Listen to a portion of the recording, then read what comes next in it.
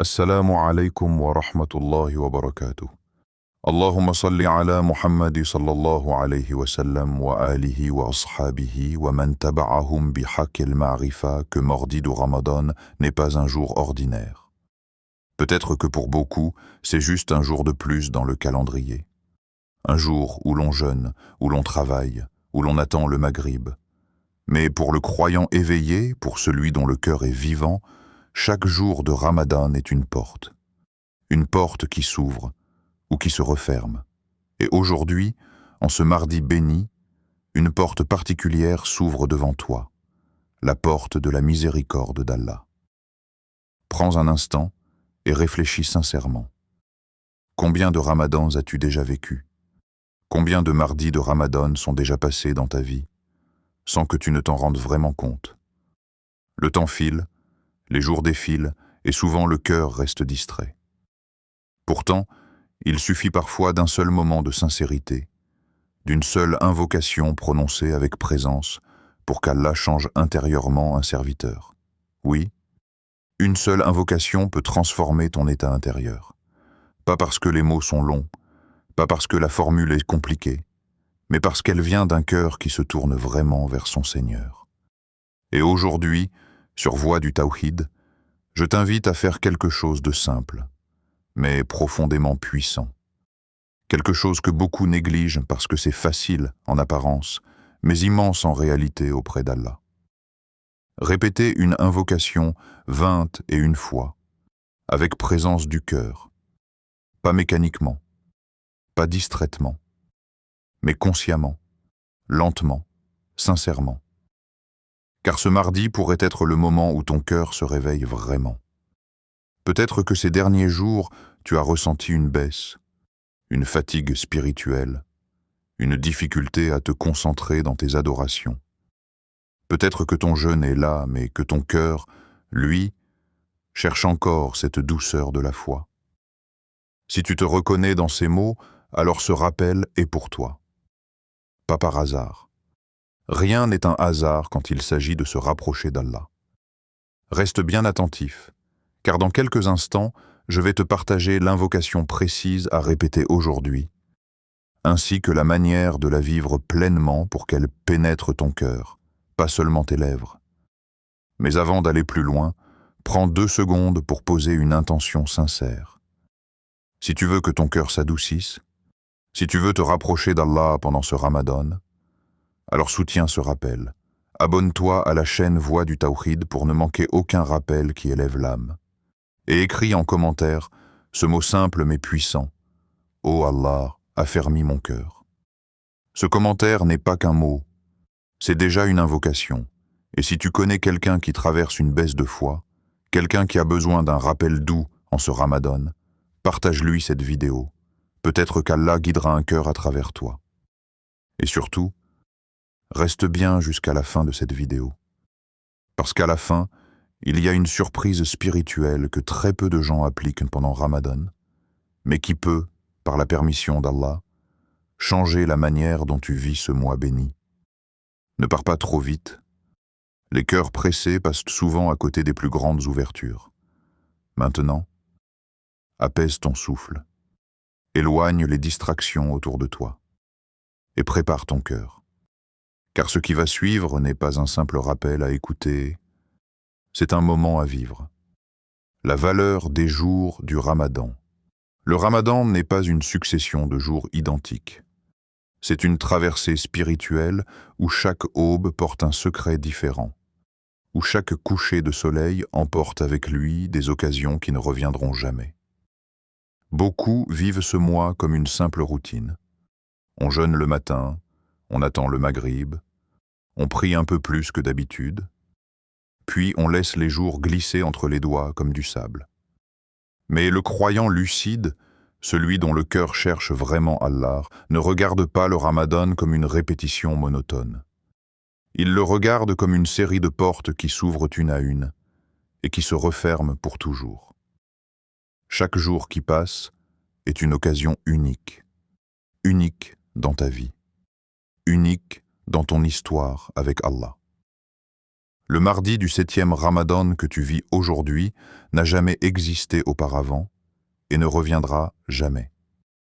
Même si tu vis encore 10 Ramadans, tu ne revivras jamais ce moment précis. Avec ton âge actuel, tes épreuves actuelles, ton niveau de foi actuel, ton état de cœur d'aujourd'hui. C'est pour cela que les gens du cœur prenaient chaque jour de Ramadan avec un sérieux particulier. Ils ne voyaient pas seulement un jour de jeûne. Ils voyaient une opportunité céleste descendue jusqu'à eux. Ce mardi du 7e Ramadan est un dépôt entre tes mains. Un dépôt confié par Allah lui-même. Et chaque dépôt pose une question silencieuse. Qu'en feras-tu? Vas-tu le remplir de rappels, d'invocations, de retours sincères vers ton Seigneur? Ou vas-tu le laisser se vider dans la distraction, les habitudes et l'insouciance? La plupart des gens ne perdent pas Ramadan par mauvaise intention. Ils le perdent par négligence lente, par petites distractions répétées, par cette illusion dangereuse qui murmure « j'ai encore le temps ». Mais la réalité est plus fragile que cela. Certains ont commencé ce mois avec nous, et aujourd'hui, ils ne sont plus là pour jeûner ce mardi. Certains avaient fait des intentions pour ce Ramadan. Certains avaient dit « cette année, je vais changer. Cette année, je vais me rapprocher d'Allah. » Et pourtant, leur livre d'action s'est refermé avant la fin du mois. Ce n'est pas un discours pour faire peur. C'est une vérité que le temps nous rappelle chaque année. Le Ramadan est un invité, mais nous aussi, nous sommes des invités dans ce monde. Quand le croyant médite vraiment sur cela, son regard sur les jours change complètement. Le mardi cesse d'être un jour ordinaire coincé entre lundi et mercredi. Il devient une opportunité vivante, une page blanche, un moment où Allah regarde ses serviteurs. Qui va se rapprocher de moi aujourd'hui? Qui va m'invoquer avec sincérité? Qui va profiter de cette journée avant qu'elle ne s'envole? Car le temps du Ramadan est particulier. Les récompenses y sont multipliées. Les cœurs y sont plus réceptifs. Les larmes y sont plus proches. Même les personnes habituellement distraites ressentent au fond d'elles une douceur différente pendant ce mois. Mais cette douceur ne profite vraiment qu'à ceux qui la saisissent consciemment. Les autres la traversent sans s'y arrêter. Pose-toi une question honnête, sans filtre, sans te juger, mais sans te mentir non plus. Comment ont passé tes 6 premiers jours de Ramadan? Étaient-ils remplis de présence ou de précipitation, de rappel ou d'habitude? Beaucoup commencent ce Ramadan avec une grande motivation, puis progressivement, l'intensité baisse. Le cœur se relâche, la routine reprend le dessus. Et c'est précisément à ce moment-là que les jours deviennent les plus précieux. Parce que la vraie sincérité apparaît souvent quand l'enthousiasme initial disparaît. Le mardi du 7e, Ramadan arrive exactement dans cette zone sensible du mois. Ce n'est plus le tout début plein d'énergie. Ce n'est pas encore la dernière ligne droite qui réveille les consciences. C'est une zone de test silencieuse. Une zone où Allah observe qui continue malgré la baisse naturelle de motivation. Ce jour que tu vis en ce moment est donc une balance. Une balance entre la distraction et la conscience. Entre l'habitude et l'intention. Entre la simple faim du corps et l'éveil du cœur. Les gens du Tawhid, ceux qui cherchent vraiment à purifier leur relation avec Allah, ont une manière particulière de vivre le temps. Ils ne mesurent pas leurs jours seulement en heures, mais en proximité avec leur Seigneur. Un jour où le cœur se rapproche d'Allah vaut plus que des semaines d'insouciance. Et parfois, une seule invocation sincère dans une journée ordinaire peut peser très lourd dans la balance des actions. C'est pour cela que ce mardi n'est pas petit, même s'il te semble normal, même si extérieurement rien d'extraordinaire ne se produit. Il se peut que ce jour précis soit celui où ton cœur se réveille vraiment. Il se peut que ce soit le jour où Allah regarde ton effort et décide de t'ouvrir une porte intérieure que tu attendais depuis longtemps. Alors la question revient, simple, directe, inévitable. Que vas-tu faire de ce mardi? Vas-tu le laisser passer comme les autres? Ou vas-tu en faire un jour témoin pour toi auprès d'Allah? Pourquoi le mardi est une opportunité? Le croyant intelligent ne laisse passer aucun jour sans rappel. Il ne vit pas sa relation avec Allah uniquement dans les moments forts ou les nuits spéciales. Il comprend que la vraie constance se construit dans les jours ordinaires, ceux que la plupart des gens traversent sans attention particulière. Et parmi ces jours souvent sous-estimés, le mardi occupe une place intéressante dans la psychologie du Ramadan. Le mardi est souvent un jour où la motivation baisse. Le début de semaine est passé, l'élan initial s'est calmé et la fatigue du jeûne commence à s'installer dans le corps. Le sommeil est parfois perturbé par le suhour. L'énergie diminue légèrement. L'esprit devient un peu plus lourd. Et c'est justement pour cela que ce jour a une valeur particulière auprès d'Allah. Parce qu'Allah aime voir l'effort quand il devient difficile. Quand l'adoration est facile, beaucoup de gens la font. Quand le cœur est naturellement motivé, beaucoup de langues invoquent.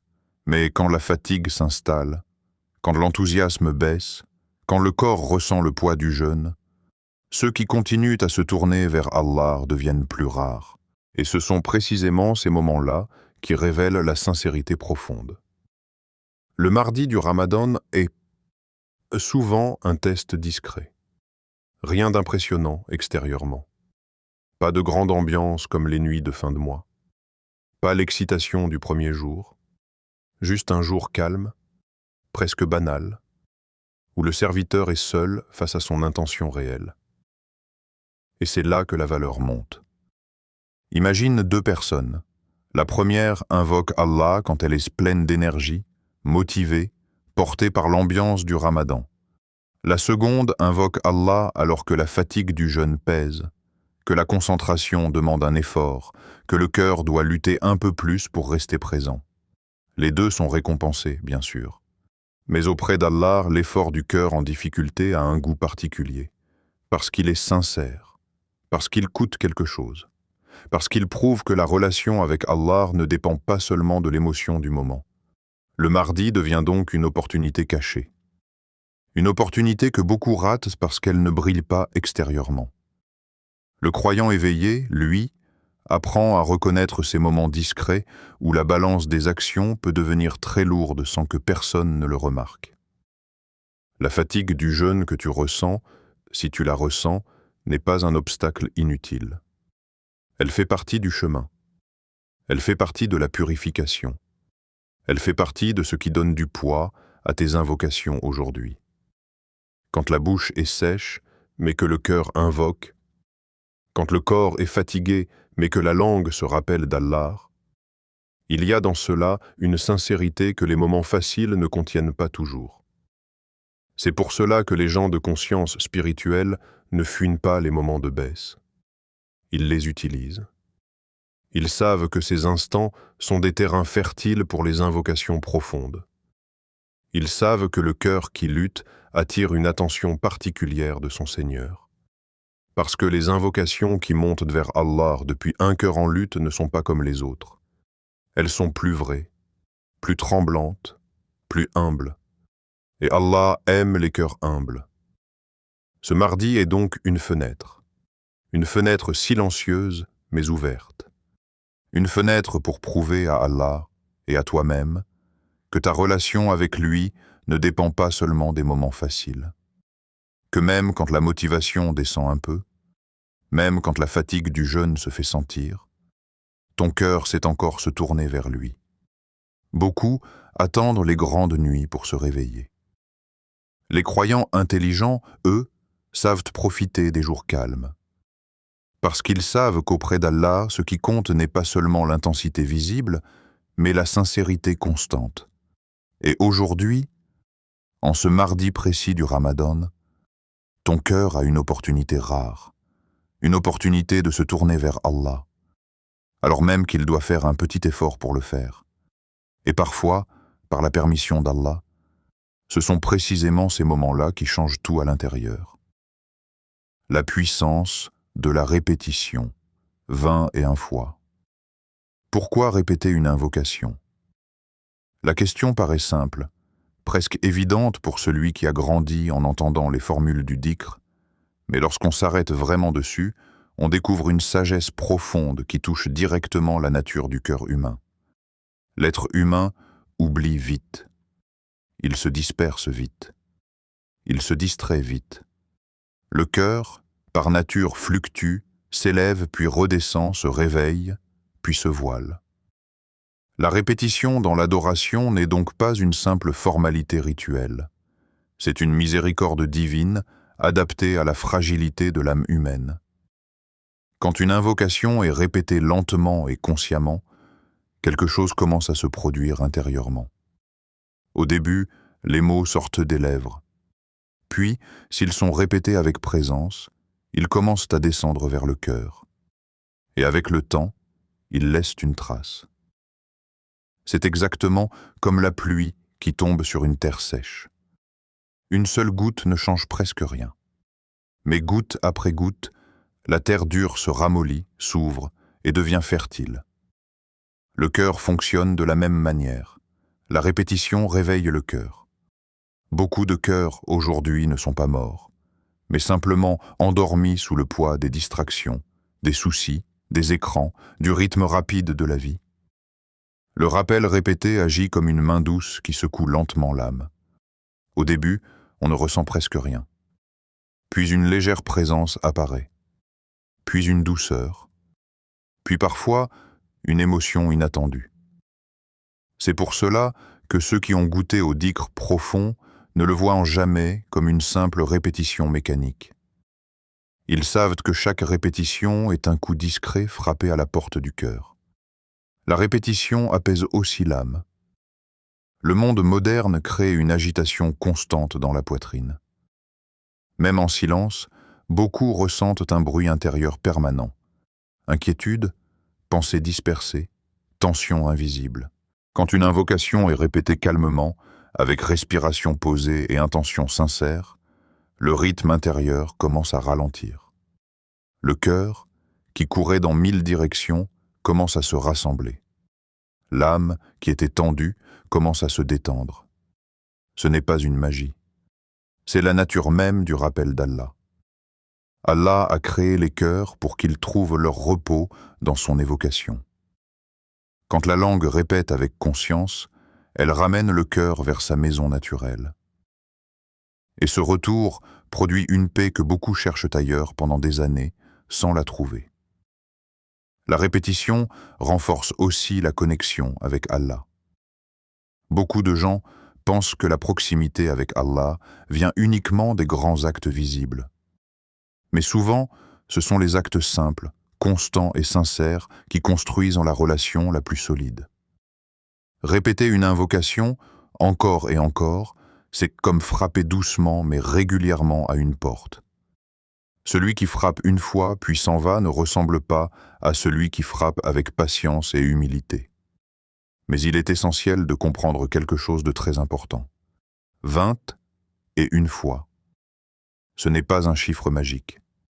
L'islam n'est pas une religion de formules mystiques où un nombre précis produit automatiquement un effet.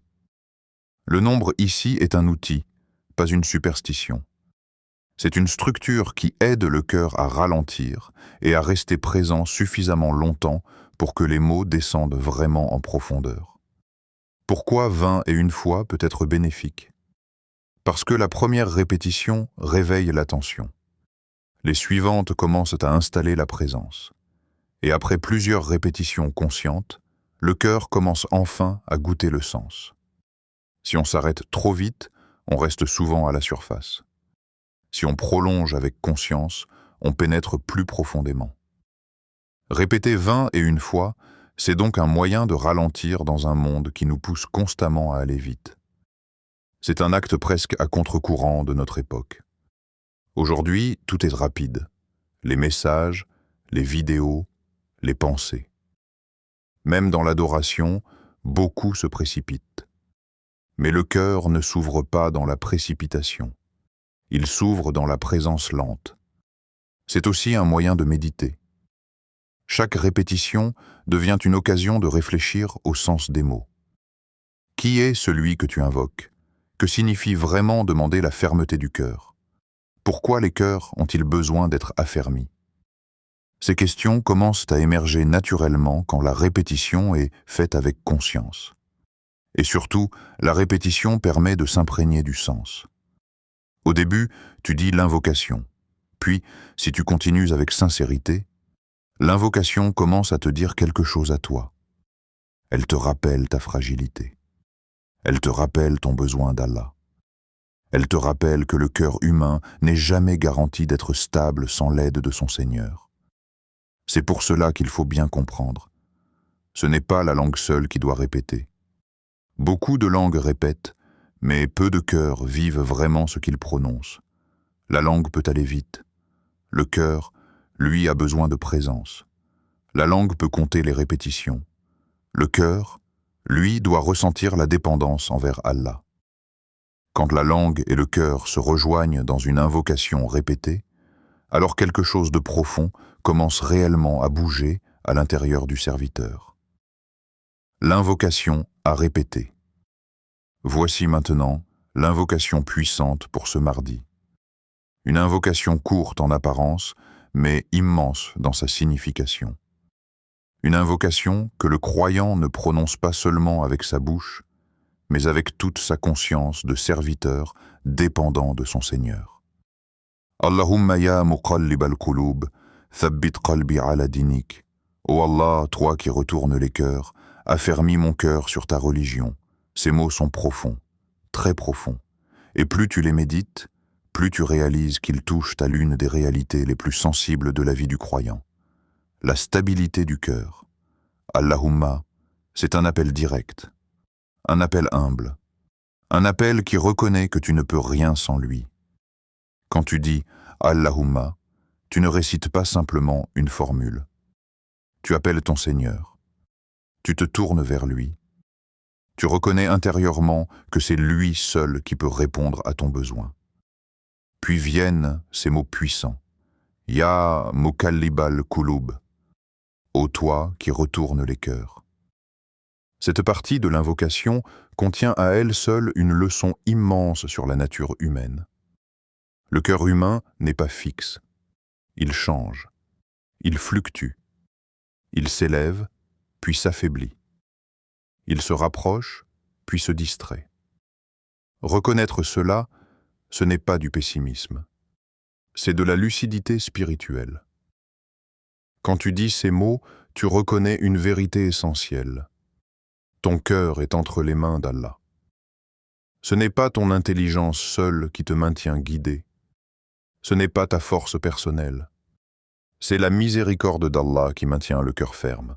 Puis vient la demande. Tabit kalbi ala dinik. Affermis mon cœur sur ta religion. Remarque bien, on ne demande pas seulement des actions, on demande la fermeté du cœur. Parce que quand le cœur est ferme, les actions suivent au naturellement. Mais quand le cœur vacille, même les bonnes habitudes peuvent s'effondrer. Cette invocation est une invocation d'humilité profonde. Elle dit implicitement « Ô Allah, je ne me fais pas confiance à moi-même. Je sais que mon cœur peut changer. Alors je te demande de me maintenir ferme. » Prends maintenant un moment. Respire profondément. Laisse ton rythme ralentir. Prépare ton cœur avant de commencer la répétition. Ne te précipite pas vers les mots comme on coche une case. Entre dans l'invocation avec conscience. Sens ton besoin d'Allah. Sens ta dépendance. Sens la fragilité naturelle du cœur humain, puis commence. Lentement, présent, sincère. Et laisse chaque répétition descendre un peu plus profondément en toi. Jaune. Comment la répéter correctement? Si tu veux réellement ressentir l'impact de cette invocation, alors la manière de la faire compte presque autant que les mots eux-mêmes. Beaucoup de gens prononcent des invocations toute leur vie sans goûter à leur profondeur. Non pas parce que les paroles manquent de puissance, mais parce que le cœur n'était pas vraiment présent au moment de les dire. L'adoration en islam n'est pas seulement une suite de formules correctes, C'est une rencontre intérieure entre le serviteur et son Seigneur. Et pour que cette rencontre ait lieu, il faut préparer le terrain. Commence par te mettre dans un endroit calme. Ce conseil paraît simple, presque évident, mais il est souvent négligé.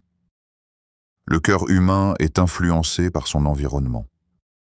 Dans le bruit, dans l'agitation, dans la distraction constante, il lui est difficile de se poser vraiment. Cherche un coin où ton corps peut se détendre et où ton esprit n'est pas sollicité de toutes parts. Cela peut être un coin de ta chambre, un moment après le fajr quand la maison est encore silencieuse, ou juste avant le maghrib quand l'atmosphère du jeûne devient plus douce. Le calme extérieur n'est pas une obligation religieuse stricte, mais c'est un immense facilitateur pour le calme intérieur. Une fois que tu es installé, prends quelques secondes pour tourner ton cœur sincèrement vers Allah. Ce moment est crucial. Ne saute pas directement dans la répétition. Ferme légèrement les yeux si cela t'aide. Respire profondément 1 ou 2 fois. Rappelle-toi intérieurement à qui tu parles. Beaucoup prononcent des invocations comme s'ils lisaient un texte familier, mais le croyant conscient se rappelle qu'il s'adresse au Seigneur des mondes, celui qui entend le murmure du cœur avant même que la langue ne bouge. Tourner le cœur vers Allah signifie aussi laisser derrière soi, pendant quelques instants, le bruit des préoccupations quotidiennes. Tes soucis existent, tes responsabilités existent, tes pensées reviendront plus tard, mais pendant ce moment précis, tu te présentes devant Allah comme un serviteur qui cherche sa proximité. Cette intention intérieure transforme complètement la qualité de l'invocation. Ensuite, commence la répétition. Répète 21 fois lentement. Le mot important ici est lentement. Dans notre époque rapide, beaucoup ont perdu l'habitude de la lenteur consciente. Même dans le dhikr, certains se précipitent comme s'ils voulaient terminer une tâche. Mais l'objectif ici n'est pas de finir vite. L'objectif est de laisser chaque répétition pénétrer. Prononce chaque mot distinctement. Sans le poids des paroles, entre chaque répétition, laisse un micro-silence naturel. Ce silence est précieux. C'est souvent dans ces petites pauses que le cœur commence à réagir. Si tu enchaînes trop vite, tu risques de rester en surface. Si tu ralentis, tu donnes au cœur le temps de suivre la langue. Comprends ce que tu dis. Ce point change tout. Une invocation comprise n'a pas la même saveur qu'une invocation récitée machinalement. Quand tu dis « Ô toi qui retournes les cœurs », prends conscience de ce que cela signifie réellement. Rappelle-toi des moments où ton propre cœur a changé d'état. Rappelle-toi ta dépendance envers Allah. Puis, quand tu dis « Affermis mon cœur sur ta religion », laisse cette demande monter sincèrement de l'intérieur. Imagine ton cœur demandant la stabilité, la protection, la fermeté. Ne te précipite pas. La précipitation est l'ennemi de la présence. Même si tu n'as que quelques minutes, fais-les avec qualité. Quelques répétitions lentes et conscientes valent souvent bien plus que beaucoup de répétitions rapides et distraites. Le but n'est pas d'impressionner par la quantité, mais de toucher par la sincérité. Chaque répétition est une clé qui frappe doucement à la porte du cœur, une clé qui polit l'intérieur, une clé qui rappelle au serviteur sa dépendance envers son Seigneur. Certaines répétitions te sembleront ordinaires, d'autres, soudainement, toucheront quelque chose de plus profond. Continue avec patience. Le dhikr agit parfois comme une pluie fine. Son effet réel apparaît après un certain temps de constance. Si ton esprit se disperse pendant la répétition, et cela arrive à tout le monde, ne te décourage pas. Ramène simplement ton attention avec douceur, sans te juger, sans te frustrer. Le retour du cœur fait partie du chemin. Même ce retour répété est une forme d'adoration. Avec le temps, si tu pratiques cette invocation de cette manière, tu commenceras à remarquer que ce moment devient différent, plus posé, plus doux, plus vivant intérieurement. Et c'est là que le dhikr commence vraiment à transformer. Ce qui peut changer en toi. Si tu es sincère dans cette pratique, quelque chose peut réellement commencer à bouger en toi. Pas forcément de manière spectaculaire, pas forcément avec des émotions fortes à chaque fois, mais de façon réelle, progressive, parfois presque imperceptible au début. Le travail du rappel authentique ressemble souvent à la croissance d'une graine sous la terre, silencieuse, lente mais profondément vivante. Tu pourrais ressentir une paix inhabituelle, une paix qui ne ressemble pas simplement à l'absence de bruit, mais à une forme de repos intérieur. Beaucoup vivent avec une tension constante dans la poitrine sans même s'en rendre compte. Une agitation légère mais permanente. Quand le cœur commence à s'habituer au dhikr conscient, cette tension peut doucement diminuer.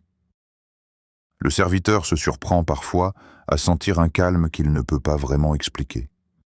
Tu pourrais aussi ressentir un apaisement intérieur progressif. Les préoccupations de la vie ne disparaissent pas miraculeusement. Les responsabilités restent. Les épreuves aussi. Mais la manière dont le cœur les porte peut changer. Ce qui semblait lourd peut devenir plus supportable. Ce qui semblait étouffant peut devenir plus respirable. Ce n'est pas que la vie devient soudainement facile, c'est que le cœur devient plus stable face à ce qu'il traverse. Une douceur dans la poitrine peut apparaître. Ceux qui ont goûté au dhikr profond reconnaissent cette sensation particulière. Une forme de légèreté mêlée de sérénité. Pas toujours forte, parfois très subtile, mais réelle. Cette douceur est souple, et souvent un signe que le cœur commence à se reconnecter à ce pourquoi il a été créé, l'évocation d'Allah. Tu pourrais aussi remarquer une envie nouvelle de te rapprocher d'Allah. C'est l'un des signes les plus précieux. Le dhikr sincère ne reste pas isolé. Il ouvre souvent la porte à d'autres élans. Envie de prier avec plus de présence, envie d'écouter le Coran avec plus d'attention, envie de s'éloigner doucement de certaines distractions inutiles. Ces changements ne sont pas forcés. Ils émergent naturellement quand le cœur commence à se réveiller. Il est important de comprendre que parfois, le changement est subtil. Beaucoup s'attendent à ressentir quelque chose de très intense immédiatement, et quand cela n'arrive pas, ils pensent que rien ne se passe. Mais le travail intérieur le plus durable est souvent discret. Comme l'aube qui arrive lentement sans bruit. Comme une plante qui pousse sans qu'on l'entende. Parfois, tu ne remarqueras l'effet qu'après plusieurs jours de constance. Tu te surprendras à réagir plus calmement dans une situation où tu t'énervais avant. Tu te surprendras à penser à Allah spontanément dans un moment de solitude. Tu te surprendras à ressentir une légère nostalgie du dhikr quand tu l'as manqué. Ces signes sont précieux. Et parfois aussi, soyons honnêtes, tu ne ressentiras presque rien sur le moment. Et c'est normal.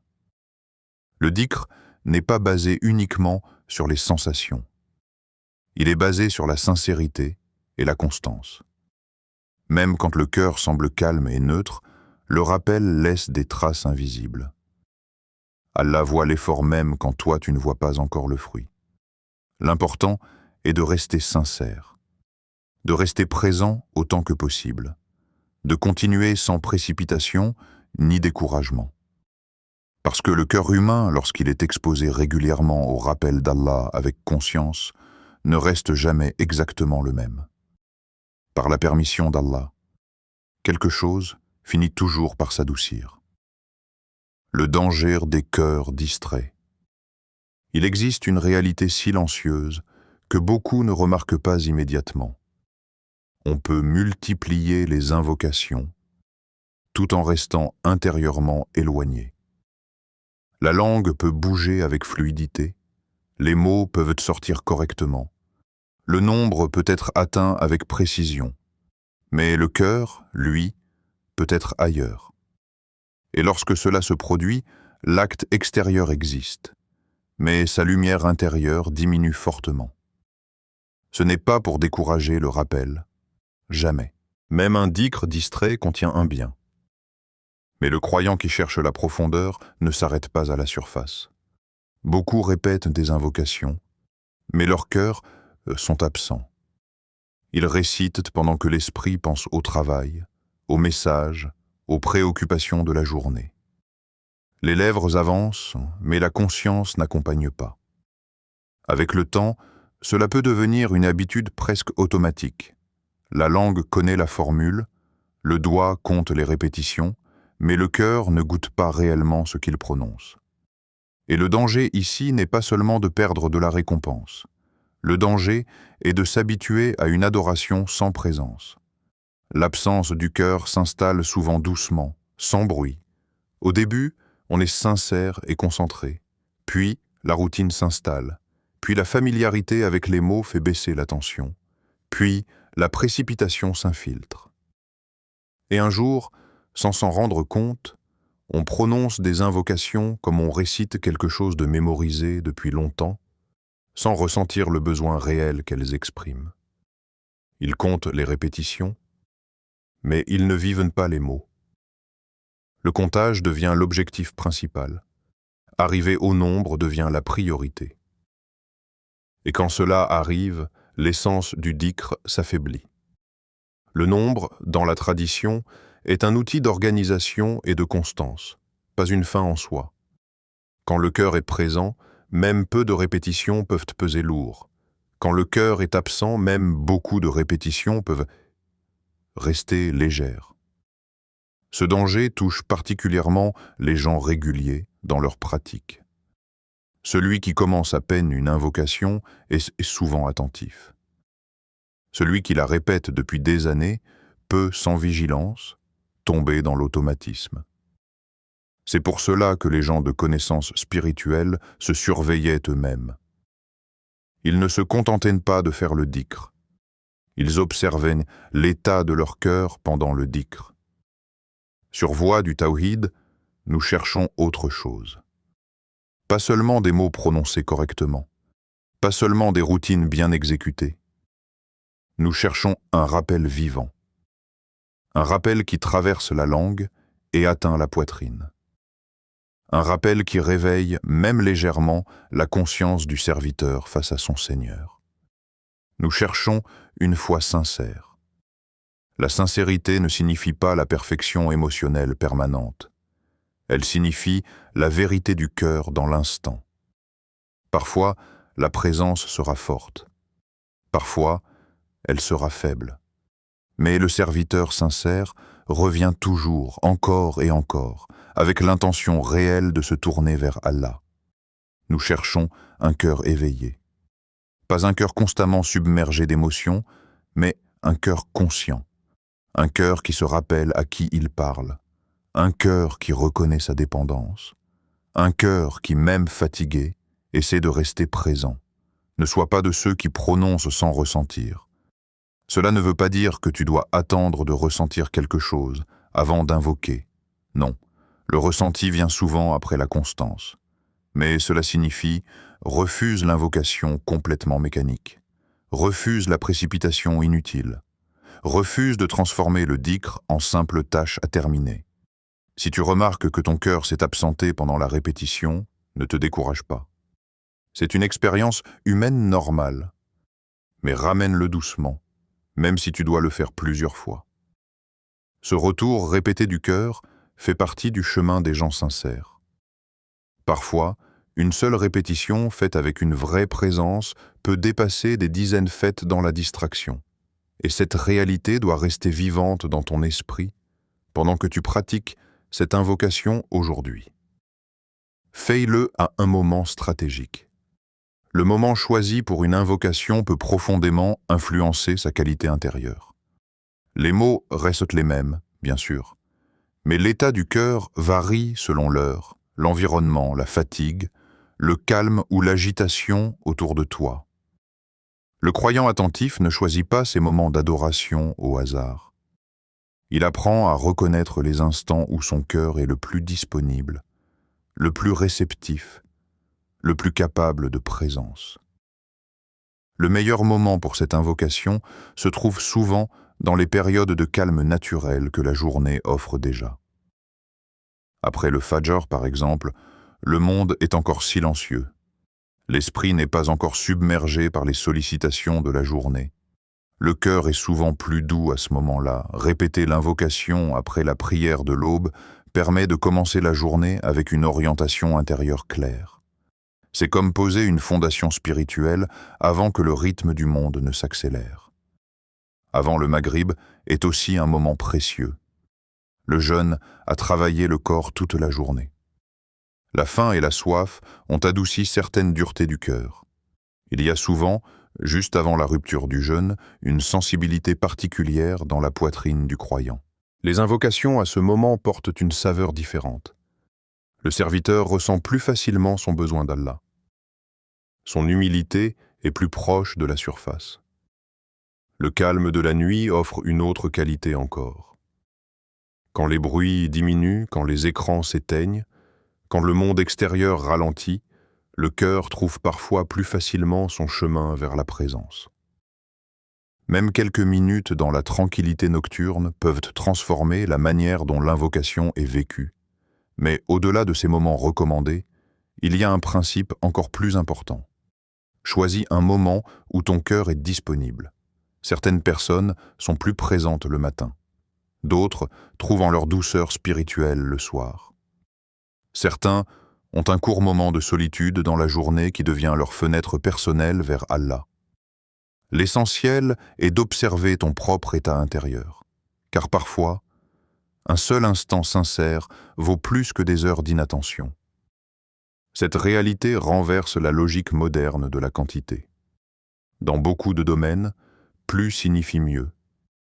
Mais dans la vie du cœur, la qualité de présence peut transformer un moment très court en quelque chose de très lourd dans la balance. Un serviteur peut passer longtemps à répéter distraitement sans que son cœur ne bouge vraiment. Un autre peut s'arrêter quelques minutes, se tourner sincèrement vers Allah et vivre un moment qui marque profondément son intérieur. Ce n'est pas la durée seule qui donne la valeur, c'est la présence.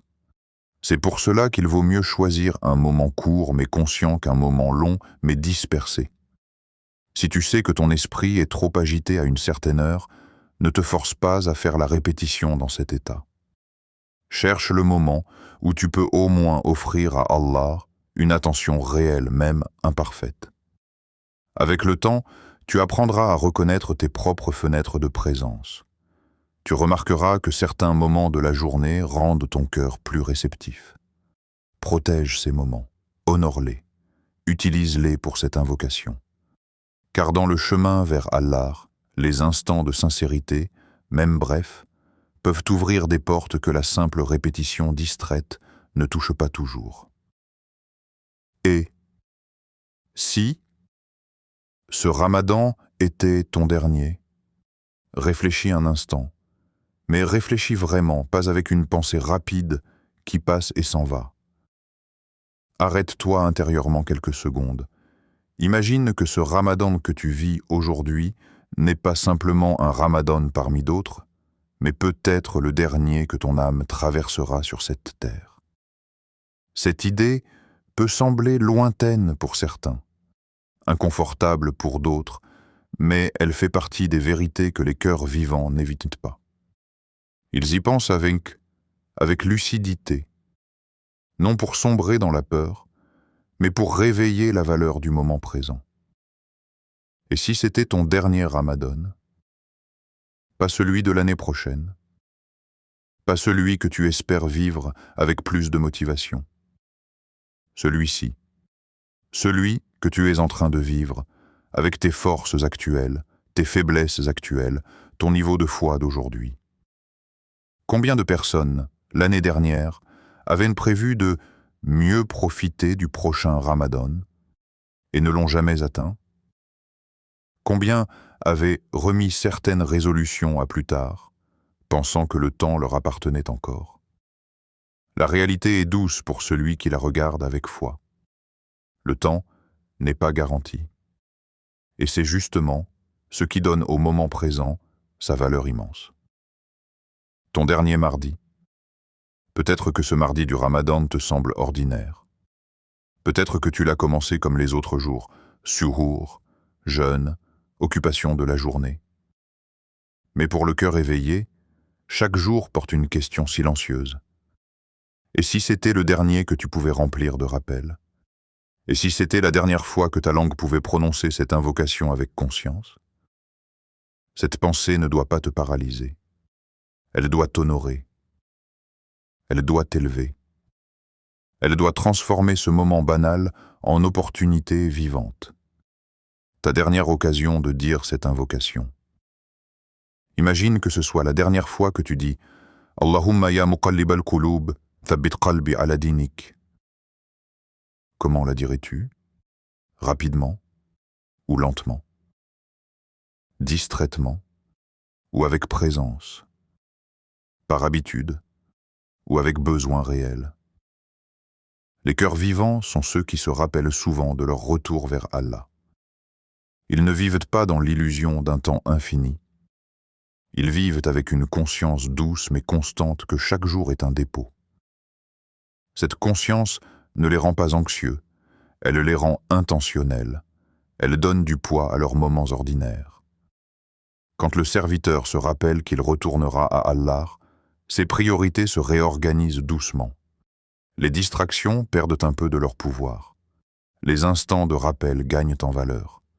Les invocations deviennent plus sincères parce qu'elles ne sont plus reportées à un futur incertain. Ne remets pas à plus tard. C'est l'un des pièges les plus subtils de l'âme. Je le ferai plus tard. Plus tard, quand je serai plus concentré. Plus tard, quand j'aurai plus de temps. Plus tard, quand ma foi sera plus forte. Mais le cœur sincère comprend quelque chose de précieux. Le meilleur moment pour se tourner vers Allah est celui qui est entre tes mains maintenant.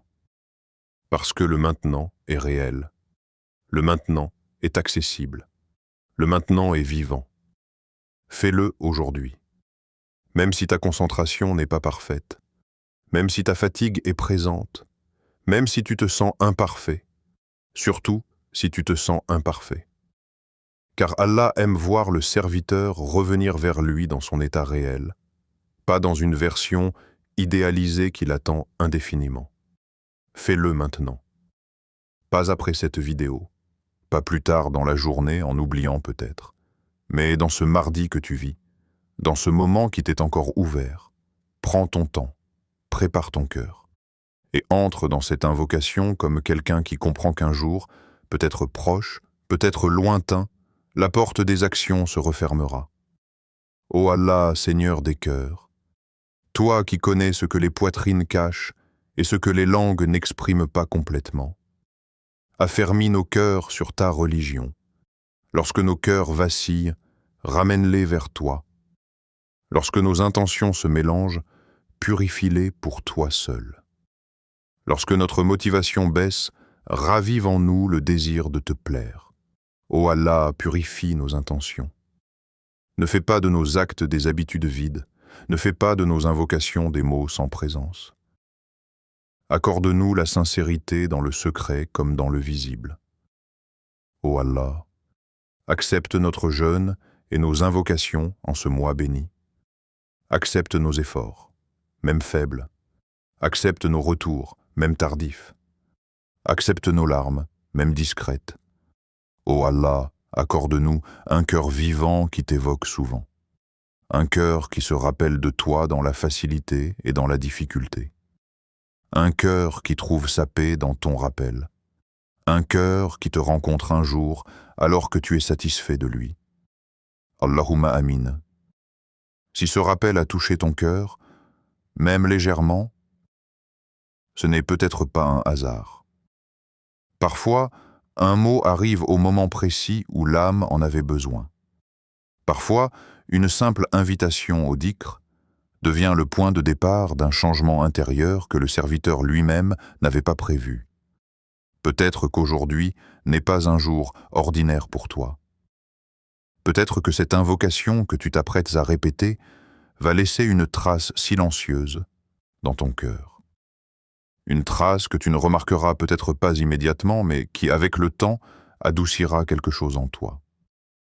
Car la transformation spirituelle se produit rarement dans le bruit. Elle se produit souvent dans la répétition sincère de gestes simples.